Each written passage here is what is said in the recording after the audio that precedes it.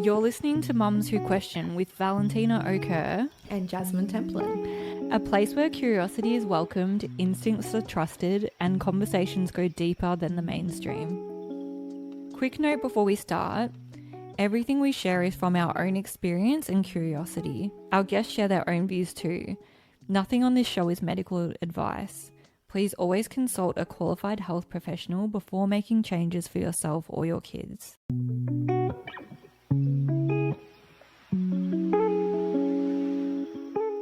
Hi Jazz, how are you? I'm good. How are you? I'm good. Thank you. Our first episode. Yes. So crazy. It still feels so weird anytime that we catch up to discuss this because we don't have children around us and I'm just waiting to get interrupted. I know.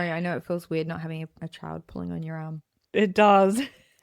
Okay, so let's jump in. We've got a few questions to ask each other.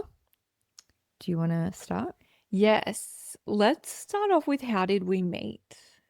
Okay, so we met back in 2021. We were both working in real estate. I was reception and then went up to sales, and you were in property management at the time. And we had a group that we would all hang out together, go out for food and things like that. But we weren't super close back then. No, we were acquaintances through other people. Yeah, definitely. And it was was very different. Very different people back then. Yeah. It wasn't until we had our kids, our first daughters, that I feel like we then really connected and became friends. More in common. Yeah. And then we realized how many things we actually had in common. Yeah. Well, I guess when you become a mum, things change. Absolutely. Couldn't agree more. Tina, tell us why we started this podcast. We were always having conversations about things that we were finding out ourselves on our own journeys. And pretty much every time we would meet up, we were constantly sharing different things with each other. And we did start to think, wow, a lot of people probably are having the same questions and don't always have access to that information or even know where to start when investigating it themselves. And when we were at a play centre one time, we just decided, wouldn't it be a good idea to have a podcast where everything is in one area, where we can look into subjects, we can interview experts, and we're always going to be open to accepting questions from the audience to see different topics that want to be explored because we're learning too. But yeah, really to have everything in one place. Yeah. Yeah. So tell me about you. So I got married back in 2022. I've got two kids, Evelyn, who is 2.5, and Ezra, who's now 7 months old. And I'm a stay-at-home mum. I help my husband with his business. He's got a soccer academy. And I just do things around the home. We shouldn't laugh because it really is a full-time job. I've just started up a mum and bubs play group, which will be starting next week. Really excited about. So exciting. Yeah, so we'll be doing a few activities with kids once a week there, which will be exciting. And then, yeah, I enjoy a lot of cooking and cleaning. Pretty much sums up my life at the moment. Amazing. I know you're way too good at cleaning, always putting me to shame. Gosh, no. I feel like I can never stay on top. So my favorite low-tox swap would have to be the Dirt Company. I've been using their products for a little while now. I've got their washing detergent and some of their stain sprays. And yeah, love it. Once I started using that, I don't think I could ever go back. I've actually just swapped over to the Dirt Company too, but I couldn't say that I've been using them long enough to really give you an honest opinion, but I'm excited. What made you turn to low-tox and starting to question things? So back in 2022, I'd recently gotten married and decided to start trying for a baby. And we actually experienced 2 miscarriages. And after the miscarriages, I guess you start going to blaming yourself. Is there something that I've done? Like, is there something I could be improving? And I one night was just Googling and went down the rabbit hole of low-tox and how there's things in our everyday products that have like hormone disrupting ingredients and things like that. So, yeah, went to the organic shop the next day and started making a few changes and realized that the organic products I liked better. Some of them were better, or they worked just as well as the name brand that we were using. And they just didn't have any of the chemicals in it. So I decided to, yeah, make that swap. And yeah, haven't looked back since. Such a powerful story. I hope you'll be able to go into that further Yes, in we later will, yeah, go episodes. into that in more episodes. And so tell me a bit about your husband. How did you meet? So we met through social media back in 2018. Oh, Yes. He slid into the DM wow. and we went out on a date and we were inseparable ever since. We just, yeah, continued seeing each other every day. And then after about 8 months, we moved in together and yeah, got engaged in 2020 going into 2021, like with the like lockdowns. It was like New Year's Eve. I was 21 at the time when I got engaged. I Wow. know. I didn't It's even realize that. Yeah, it sounds so crazy, like 21 and engaged. It And then does. I was 22 when I got married. Wow. Yeah. So yeah, 22 and married. And then the rest has been history. Been together 8 years now. A true love story. Yeah, you could say that. And what is something that you're looking forward to learning about? I guess I'm wanting to learn more about EMFs and how they are affecting not only our brains, but our children's brains. Because I know that their heads are a lot smaller. Mm, So it can affect them a lot more than what it would us. So definitely. I guess, yeah, It's I want to really know a bit more scary. about that and how we can minimize the EMF effect on our children. Big, big topic. Yeah. All right. So, Tina, tell us a little bit about you. So I have two children. I have Saskia, who is almost 3, and Arlet, who is 1 years old. So two girls. They do take up most of my time. We love to cook. We love baking more than anything. It's especially Saskia's favorite thing. We make lots and lots of mess, but it's all a part of the experience. I've told myself to embrace it. Love that. I also am the founder of Gut Glow Coach, where I work as a holistic nutritionist. I do love my job. I very much am passionate about the women that I help. It's very root cause focused. A lot of people are taught to chase the symptom.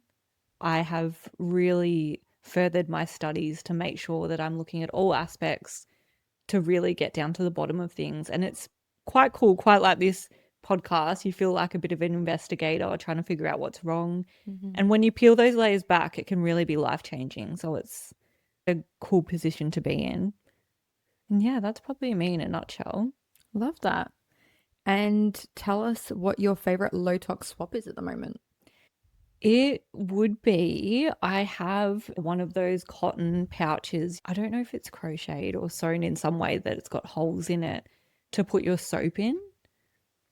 So it's like a little bag, Yeah. which I love because it almost has a bit of an exfoliating effect.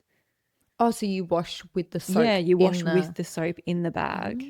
Okay. And yes, I've always thought that my tan exfoliate mitt Mm. is problematic because I know that's some type of polyamide or something. And I've always, every time I get in the shower, I would always think, oh, I need to get rid of that. Mm-hmm. And never really found a product that filled the same gap. So yeah, this has been exciting for me. What made you turn to low tox and start questioning things? I would say there have been a few moments that I was slowly changing, but the big pivotal moment for me was when after I had Saskia, I was continuously getting BV, bacterial vaginosis, and I ended up on antibiotics.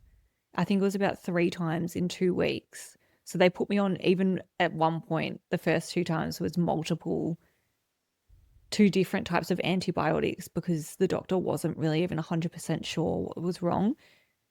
It's a bit of a long story, but basically, my gut was thrashed because all of the good and the bad guys were wiped out.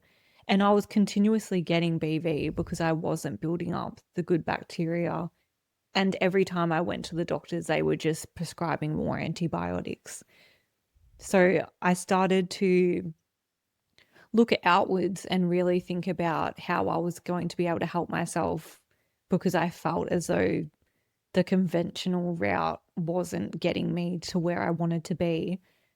And once I started looking into healing natural and was able to heal myself naturally, it just opened the floodgates for me, because I couldn't look at anything the same. Was I very much trusted the system and felt it was the first time that I really felt as though I had to do the research myself. Who I was going to, that I saw as the expert, wasn't fixing the problem at all. Yes. So yes, that would be my pivotal moment.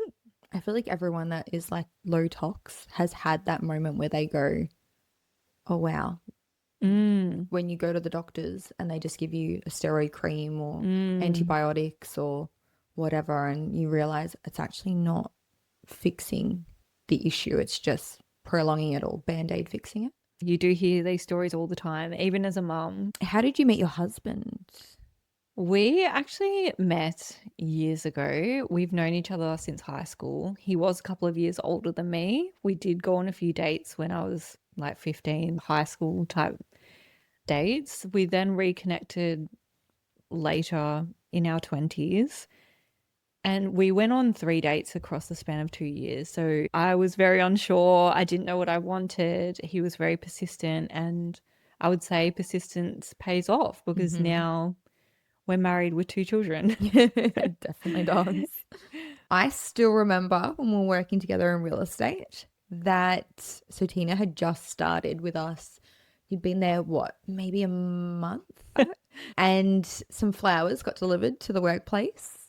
And yeah, there was a nice, beautiful bouquet for Tina. And she was absolutely mortified. I'm still blushing thinking about it now. Yeah, all the girls loved it. Loved seeing all the flowers for you, and all rushed home to their boyfriends and fiancés to tell them that they need to step up their game. I melted into my chair. I just don't think I liked the attention. Yeah. It's funny. I think I would love that situation now, but Just wasn't the right timing. love that. What is something that you've been looking forward to learning about?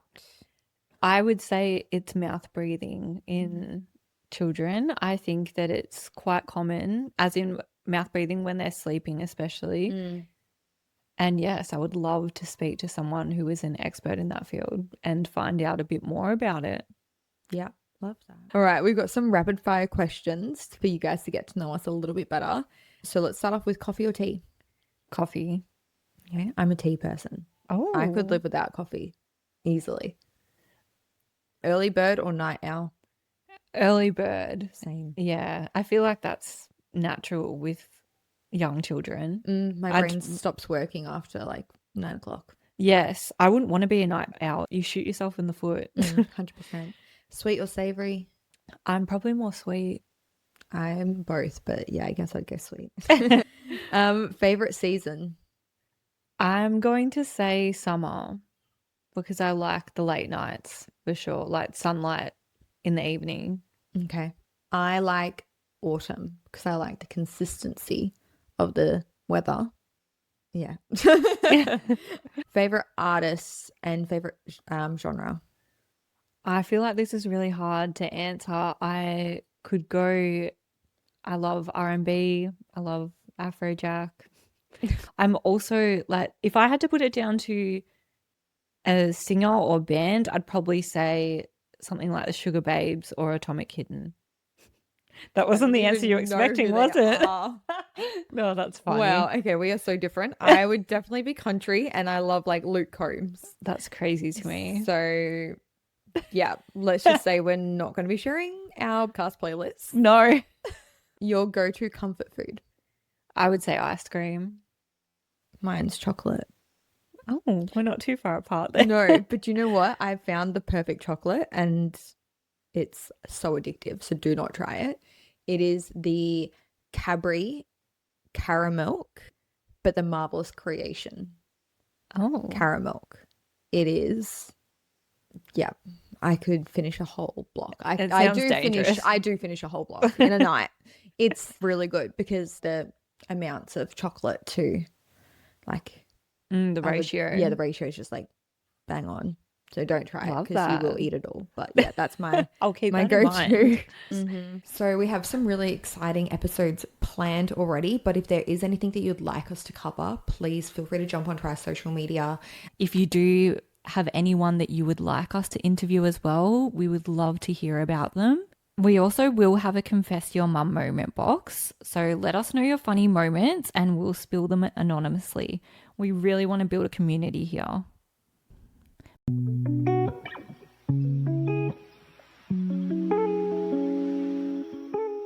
Before we go, we just want to say everyone's on their own journey and there's never any judgment or pressure here.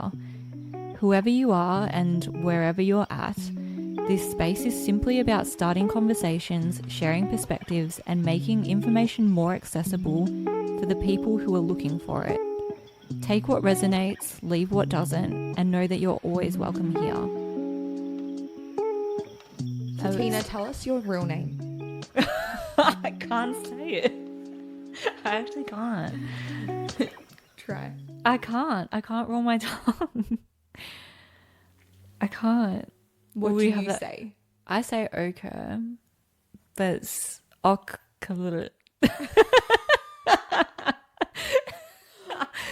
Hey, that was a good try. You can't roll your tongue. No, I At all. can't. I don't even know how to do it. I don't even know how to explain it. I don't even know how to like I feel like you're blowing air out, but I don't know how to do Does it. Ada say it correctly? No. No, he doesn't. No one does. Can he roll his tongue? Yeah, I think he can. Surely. He's got a lot more practice than I have. I've only had the name for a year and a bit.